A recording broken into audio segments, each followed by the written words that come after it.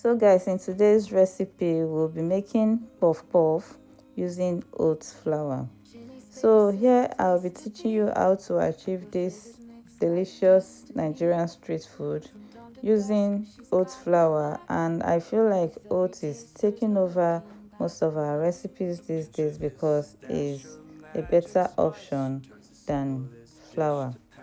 So here I started by blending my oats. Guys, make sure you blend your oats very well until smooth so that your puff puff can also come out smooth. So here I blended it very well until smooth. You can see this is looking good.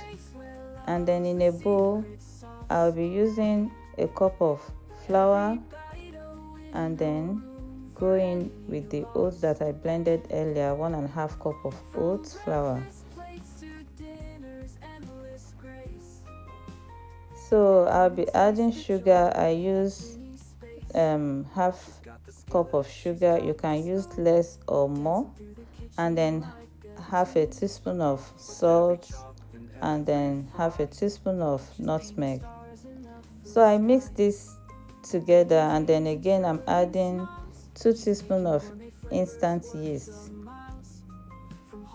Guys, this is puff puff. You cannot use baking powder or baking soda in puff puff. You use yeast, and make sure you use a good one.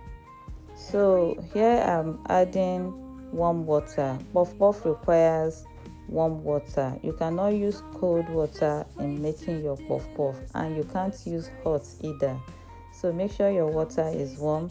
And then optional again, I added 1 egg. This is optional. You do not have to add it, but if you want it, you can go on to add egg inside. Then you set this aside, cover it, and allow it to rest for 40 minutes to double in size. Then in a pot here, I'm using vegetable oil. So this is our dough after 40 minutes. It has doubled in size. As you can see, this is looking good. And then in a pot, I'll be frying this on a medium heat.